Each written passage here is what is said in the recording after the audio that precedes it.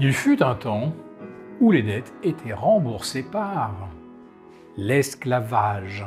Et pourtant, les civilisations anciennes ont inventé des limites au crédit, bien avant nos lois et nos réglementations modernes.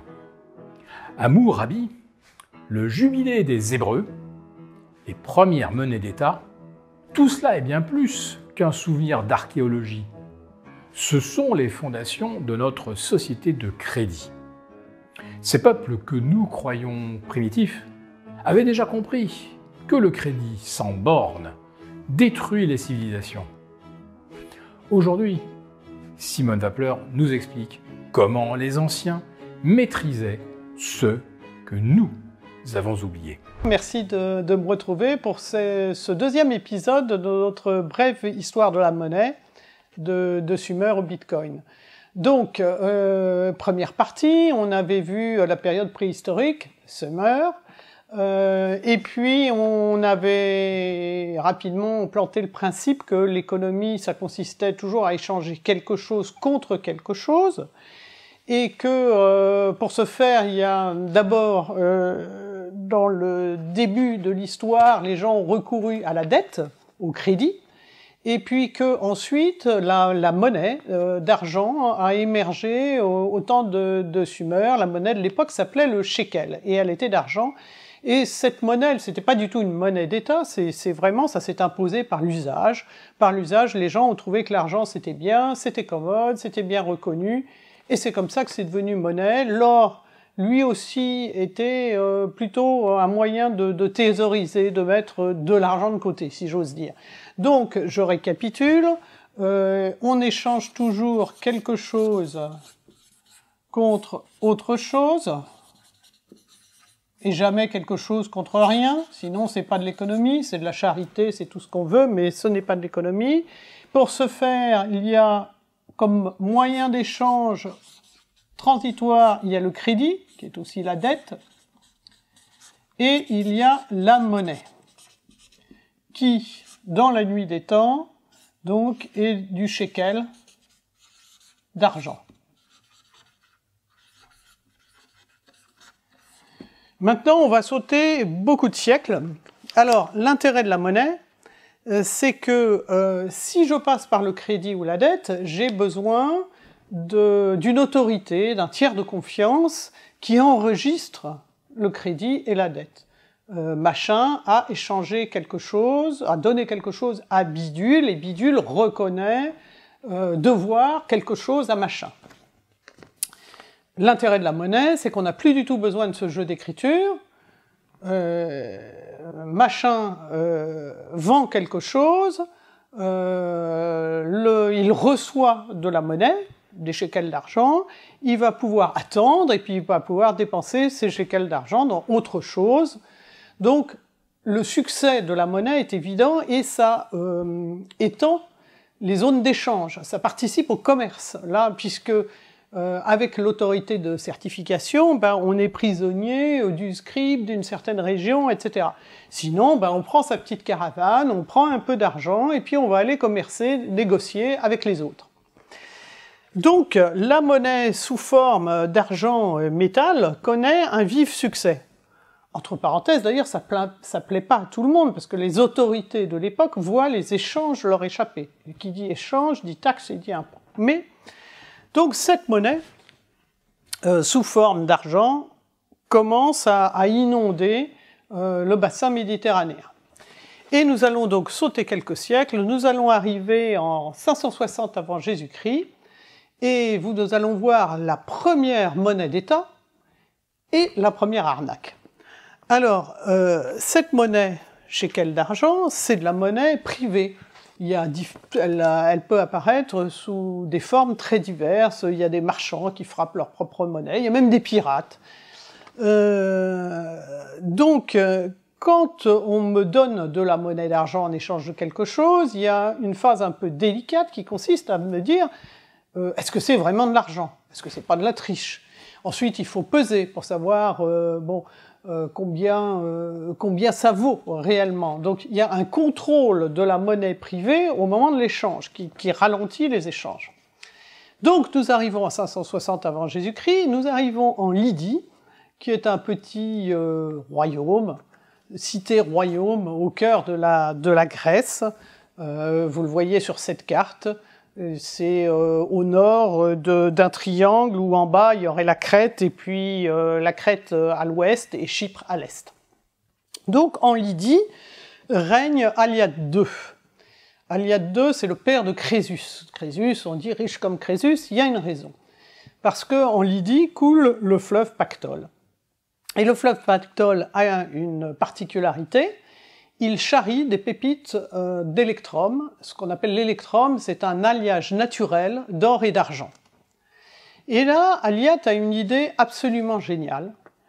Il dit en fait, pour simplifier le commerce, simplifier les échanges, je vais frapper des pièces à mon effigie, à moi, Aliade, donc ce sera de la monnaie d'État. Et comme c'est moi qui les ai frappées, ces pièces, elles seront certifiées. En fait, Aliade, il invente le premier bureau veritas et la première monnaie d'État. Donc vous comprenez bien que si vous prenez une pièce comme ça, et puis n'importe laquelle, vous ne pouvez pas savoir. Là, il y a probablement du cuivre et d'autres métaux, mais bon, vous connaissez son poids, vous connaissez ses dimensions, vous ne pouvez pas savoir ce qu'il y a exactement dedans. Le sceau, par contre, je reprends ma pièce, le sceau de l'euro, etc., me dit ça vaut 50 centimes. En fait, c'est ça qu'a inventé Aliade. Donc tout va bien, le commerce devient florissant et prospère. N'oublions pas que qui dit commerce, qui dit monnaie, dit impôt. Les caisses d'Aliade se remplissent, les caisses du Trésor royal. En plus, il a un profit fabuleux, puisque ces pièces ne lui coûtent rien. Hein, le pactole les charrie naturellement, ça ne lui coûte que la frappe. Et donc, après Aliade II, succède Crésus. Crésus, il a un peu la grosse tête, il a des besoins, il voudrait dominer quelques cités aux alentours, et il est confronté au problème de beaucoup de gens au pouvoir, c'est-à-dire un manque d'argent, et comment faire croire qu'on a de l'argent alors qu'on n'en a pas. Donc là, il a une idée géniale, lui aussi. Il va petit à petit, il va diminuer le pourcentage d'or qui est contenu dans l'électrum naturel, et il va rajouter de l'argent. Alors, ça se voit pas trop à l'œil, c'est assez discret, mais il faut savoir quand même que à cette époque, l'or vaut 10 fois plus que l'argent. Donc, petit à petit, c'est comme s'il rognait sur la taille des pièces, ou tout au moins, c'est comme si l'or qui était contenu dans la pièce s'évaporait. Alors au début, ça passe même très bien. Les stataires continuent à circuler, et puis petit à petit, c'est toujours la même chose. Les gens commencent à se méfier. Ils se disent, tiens, mais la pièce, elle est plus molle, elle est moins dorée que d'habitude, et puis la supercherie finit par être découverte. Alors d'abord, il y a une période d'inflation, les gens augmentent les prix, puisqu'ils se disent, il y a moins d'or, donc je veux plus de stataires, puisque j'ai moins d'or dans mon stataire. Et puis finalement, il y a un peu le coup classique et inévitable quand on triche avec la monnaie. Il y a une fuite devant la monnaie, et tout ça va très mal se terminer, parce que en fait, Crésus va perdre pied, les Perses vont conquérir la Lydie, et il sera mis sous domination perse, et le système des stataires avec l'électrum en or et argent mourra, et en fait les Perses vont substituer leur propre monnaie, qui est une monnaie d'or. Alors, que retenir de ce bref épisode de notre histoire de la monnaie? C'est que l'État aime bien avoir la main mise sur la monnaie. Il aime bien avoir la main mise sur la monnaie parce que ça lui permet de contrôler les échanges. On a vu que quand on était dans le domaine de l'économie avec le crédit et la dette, ici nous avions un scribe, un intermédiaire, et ce scribe, évidemment, il a des supérieurs et il va renseigner le fisc, les impôts, il va pouvoir taxer. Ici, quand on est dans la monnaie, on est dans l'anonymat, et là, va se poser l'énorme problème du recouvrement de l'impôt. Sauf si on reprend la main sur la monnaie, en la frappant, en sachant combien il en circule, etc., etc. On peut aussi conclure de cet épisode de l'histoire de la monnaie que la première monnaie d'État, c'est aussi la première arnaque, à grande échelle. Parce que bon, évidemment, quelques personnes, quelques marchands pouvaient essayer de faire passer un bout de cuivre pour de l'or ou tricher sur la monnaie, mais ça durait pas longtemps et c'était pas à grande échelle et la supercherie était vite découverte. Tandis que là, la supercherie a duré quand même de mémoire 1 ou 2 décennies avant d'être découverte. Et c'est une arnaque à grande échelle. Et c'est quelque chose qu'on verra se reproduire régulièrement dans l'histoire. Le schéma est toujours le même. Il y a un pouvoir en place qui a un besoin d'argent.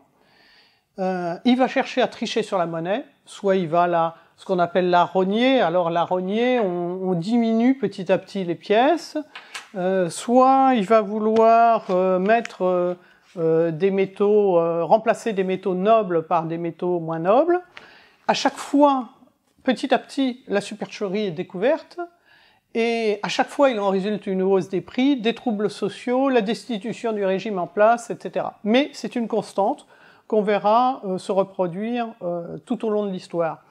Et c'est pour ça que certains économistes, pas du tout de l'école keynésienne, mais certains économistes comme Hayek, ont réfléchi sur des monnaies privées parce que les monnaies privées sont en concurrence et la monnaie saine gagne. Voilà, écoutez, pour nous retrouver pour les prochains épisodes de cette histoire de la monnaie, nous n'avons pas encore parlé Bitcoin, mais nous allons y arriver, vous pouvez vous inscrire sur la chaîne YouTube en cliquant sur le lien qui est sous la vidéo. Si vous avez apprécié le contenu de cette vidéo et que vous voulez comprendre pourquoi notre système monétaire vacille aujourd'hui, téléchargez gratuitement notre livre sur l'histoire de la monnaie, dont le lien se trouve dans la description de la vidéo. Dans ce livre, vous découvrirez pourquoi la monnaie n'a jamais été neutre, et la raison pour laquelle elle est au cœur de chaque effondrement. Et bien sûr, n'oubliez pas de vous abonner à notre chaîne où vous pourrez retrouver la totalité des épisodes de cette série. Merci et à bientôt!